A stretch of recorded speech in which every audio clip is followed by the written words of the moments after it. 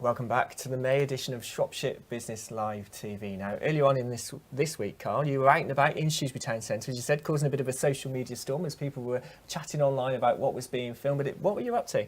Well, it's a chance for everybody to find out. Now, we're talking commercial property. I was with the team from Morris Property, taking a look at some of the properties that they've got, some that are occupied, some that are soon to be occupied, and some unusual history about some of the buildings that people might not know. Well, you don't always look up. Let's take a look.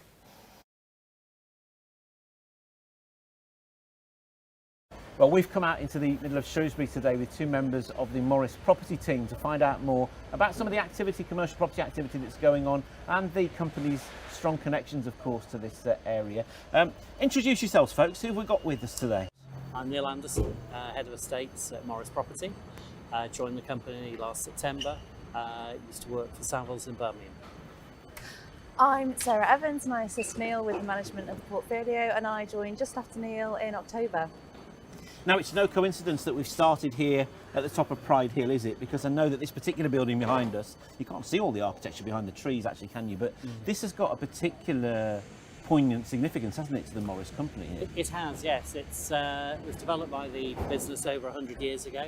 There was a competition for the design, and it's based on a property in Norfolk, an old hall which is still standing today.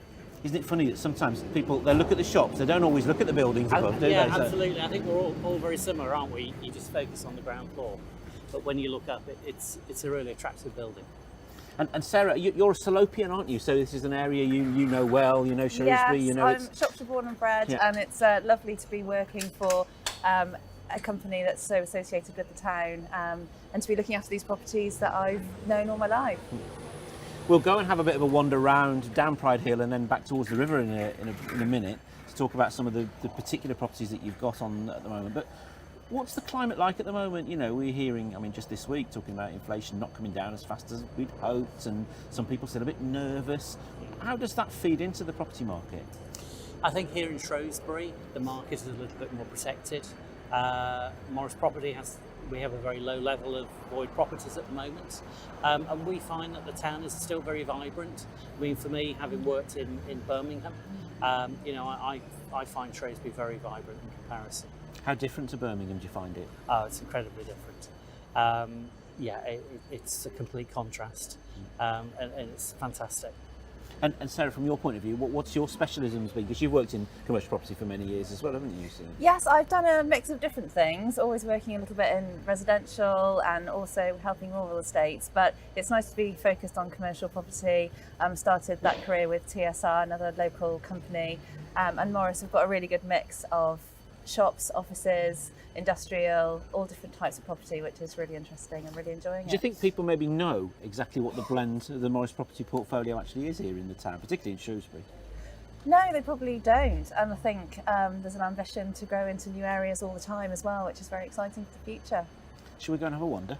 Yeah. Let's go and have a wander down.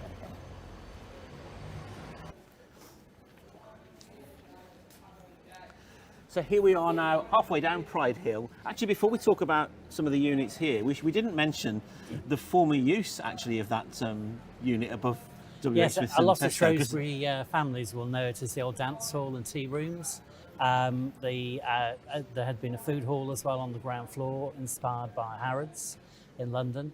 So it's a real piece of Shrewsbury history. I'm going to keep that one for my Shropshire trivia quiz next time, I think. Do you think people don't actually know, do they? You know, because they don't know, we said at the top, they don't raise their eyes above shop sign level a lot of the No, time, and there's do they? some really beautiful buildings in Shrewsbury, and we're lucky. Look at these to- here, you know, just above the Yeah. units we're going to talk about now. They really are stunning and very unusual.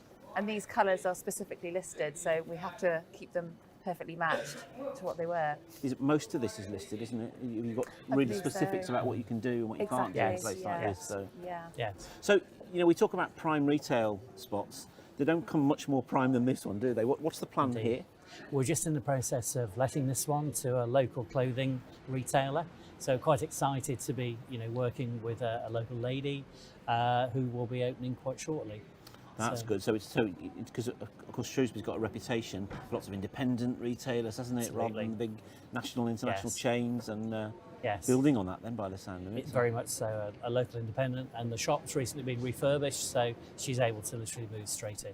Superb. So this you own quite a few of these units here, don't you? So We do. We own all the units down to the works. Yeah. So, quite a variety of national retailers. So I'm guessing, I mean, one of the real challenges or real fun parts of the job, I guess, is to be a friendly, round the corner, approachable local landlord, isn't it? Is that the... Yeah, we very much hope so. I mean, for me, it's been very interesting dealing with the bigger tenants, having worked more with local landlords and tenants. This is new for me, but it's nice to get that mix where hopefully we're approachable.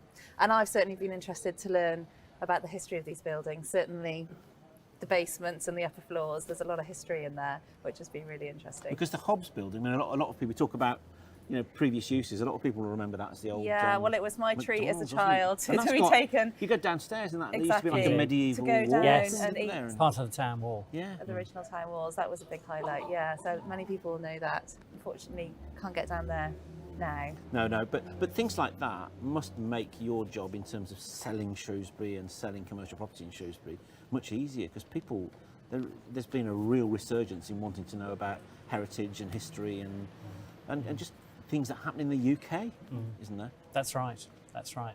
And you know, Shrewsbury as a town has so much history. You know, so to have ownership of some of those properties is very exciting. Because that wasn't it? It was the oldest property ever to have a McDonald's restaurant in it, wasn't it? Or Yes, in something the like that? world, I seem to believe so. remember, Yeah, it was. Yeah. And that was, how long ago was that then? I'm trying to. That's probably been 10, 15 years ago, isn't it, since that closed? I think at least. And Hobbs has probably been there now for quite a few years, 5 maybe. 5. And they seem to be doing well. Well, and that's the success, I guess, of an area like this, that something's, you think, well, what can possibly ever replace something that's so popular and iconic as that? Something does. You forget about that, and it's almost like the likes of Hobbs and all these have always been here, haven't they? Yes, absolutely. It's a busy street. What's a typical week in your working life then, the two of you? How much time do you spend in the office, out of the office, talking to customers, talking to retailers? It's always a very varied week, and you start the day with a particular plan, and it doesn't always work out that way. So we're out and about with the properties very regularly. Every day we'll be visiting something. Always a meeting few tenants. unexpected things, the odd leaks and things going wrong, but hopefully not too often. But all people ever want when something like that happens is there's somebody on the end of a phone and you deal with it straight away for them. And you We're understand lucky to have a local team that are always ready to jump on things and attend to them straight away, which is really refreshing for me. Is it much the same for you? Do you have a plan and then rip it up several times during the course of a week? Oh yes, definitely. And with all the different types of property, I've been, you know, on the roof and down in the basement and all over different types of property. It's really interesting. So how many people are there in your team altogether then, and sort of what sort of area do you cover? In our team here in town, we've got 6 people, so covering accounting, administration and surveying. And then we have a base out at Bicton, where our construction team is based, so they help us with some of the property aspects. We'll talk shortly when we get further down the hill as well. I'm fascinated to know what's actually happening at your Welsh Bridge headquarters. People have seen the scaffolding up, won't they? But save that for me for a minute. Let's go and have a wander down there, shall we? So thank you. Thank you. So we've come down now to Victoria Quay, which of course is known as the leisure quarter really of Shrewsbury, and Neil Morrison Company played a key role in the rebranding and redevelopment of this site, didn't they? Yes, it was very much an inspiration of Robin Morris, who worked with the council, developed the sort of leisure offer down here, and we own a number of the buildings which were previously bakeries and warehouses. So was that working with the council to come up with the concept around persuading them alfresco dining should be introduced? Because Very none much of that so. was here before, was it? That's at all? right, So- that's right. So, and of course there's the big town plan coming as well, which involves the area to the left here, so, you know, it will connect very nicely. What's it like when you know, from your point of view, you know, when you've got a debate going on with the local authority and you're wanting to say, look, at the moment this area is used for this. Can you visualise it being this? Because sometimes that's quite hard, isn't it? To take people with you on a journey. Sometimes. It is, but to be fair, the council, you know, they're very helpful to work with. I think everybody's aiming for the same outcome here, which is to continue the success of Shrewsbury. You know, we've got the beautiful river here. You know, very much leisure orientated in this part of the town, and we've got the boat. The pontoon is part of our portfolio, So yeah, it's all very connected. It's busy down here this week with the weather, isn't it? It So, is. I mean, we mentioned earlier as well about the importance of being a friendly, helpful landlord, and working with companies to help them to grow must be one of the most rewarding parts. I mean, sort of over the back of here, you've got the Walrus restaurants, haven't we? You know, which That's moved right. from one part of town to another, and that was an example of that, wasn't it? Yeah, a Michelin star restaurant. We work with them to relocate into one of our restaurants here, help them with the fit out.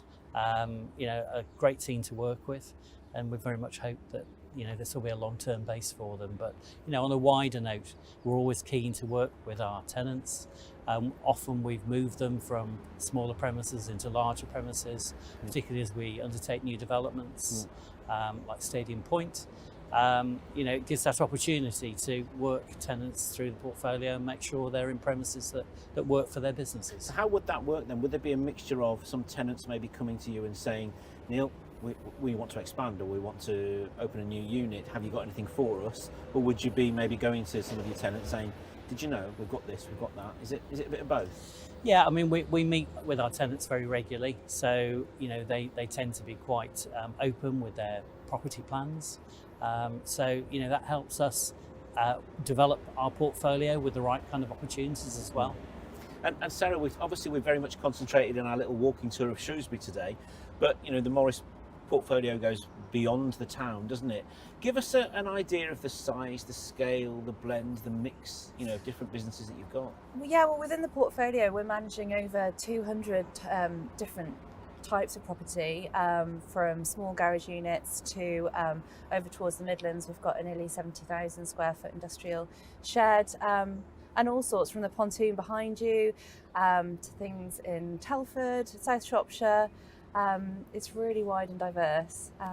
Yeah, it's very interesting. Which I guess makes it helpful for you doing your job, because it means you're far more likely to have something to fit anybody that comes to you and says, this is the kind of business we are, have you got anything that might Yeah, that's suit our right. And we needs? really have had quite a few tenants within the portfolio that have moved within our portfolio and are asking us what's coming up. And being developers as well, we're able to actually start building things for tenants as well to their specification. And there's a lot of that. I mean, particularly in the Telford area, every time I drive around Horton Wood and places like that, there seems to be a new unit going up with one of your signs on it saying the latest development by Morris's, and a broad range of businesses that are taking these on, isn't there, Neil? Isn't there? Yeah, very much so. At Telford, we have undertaken a number of large warehouse developments, some of which we sell on, and some of which we're developing for other owners and through our construction team. Get your crystal ball out for me then. My final question, well, it's an ultimate question. You'll allow me another one at the end. How do you think this year's going to pan out? You know, what are the things that, you know, if businesses are asking you, Neil, where do you feel? What's the gut feeling? Well, we've worked with tenants through the COVID period, and we've come out the other side. And I think at the moment things are going they're steady. I don't think we're going to see any major surprises. Fortunately, not having too many empty properties, we don't feel too exposed. But yeah, I think it's hopefully steady, but no great gains. Excellent. I said it was my penultimate question because the one more, and we just wander around here so we can get a better view of this. Of course, this is the landmark building here on Welsh Bridge. Scaffold's been up for a while here, hasn't it now? It has. Talk us through what's happening here and when's it going to be coming down?